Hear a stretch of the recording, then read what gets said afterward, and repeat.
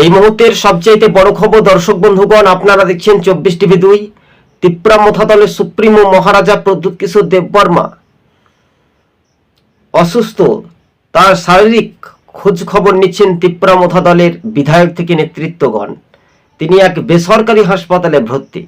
আমাদের চ্যানেলের পক্ষ থেকে তাকে দ্রুত সুস্থ হওয়ার জন্য আমরা ঈশ্বরের কাছে, আল্লাহর কাছে দোয়া করছি। তিনি তাড়াতাড়ি সুস্থ হয়ে উঠে একেবারে রাজ পরিবারের প্রতি ভালোবাসা, মানুষের আশীর্বাদটুকু পেয়ে তিনি উজ্জীবিত হয়ে আবার পুনরায় তিনি সুস্থ হয়ে উঠবেন। আপনারা স্ক্রিনের সাহায্যে দেখতে পাচ্ছেন তিনি এক বেসরকারি হাসপাতালে ভর্তি। সামাজিক মাধ্যমেই মহারাজা প্রদ্যুৎ কিশোর দেববর্মা তিনি নিজেই পোস্ট করেছেন হার্টের অসুস্থর জন্য। তবে এই মুহূর্তে মহারাজা প্রদ্যুৎ কিশোর দেববর্মার খোঁজ খবর নিচ্ছেন দলীয় কর্মী সমর্থকগণ। একাধিকবার কল যাচ্ছে, ফোন যাচ্ছেন, মহারাজা কথাও বলছেন।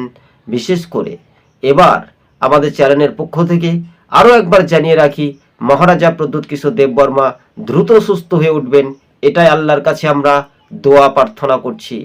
হ্যাঁ, এবার মহারাজা প্রদ্যুৎ কিশোর দেববর্মাই রাজ পরিবারের একেবারে শেষ ভরসা বা শেষ সাক্ষী বলাই যেতে পারে। নির্বাচনীয় প্রচার থেকে তুঙ্গে যেভাবে খাটাখাটনি পরিশ্রম করেছেন, তাই তিনি তার সফলতা আগামী দিন ভবিষ্যৎবাণী করতে চলেছেন, শুধু সময়ের অপেক্ষা। কিন্তু শুনতে একটু খারাপ লাগলো, কেননা তিনি হাসপাতালে ভর্তি।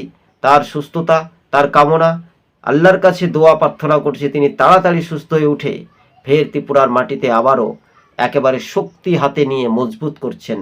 মহারাজা ফিরবেন আগামী দিন থেকেই। মানুষের রায়, জনগণের আশীর্বাদ।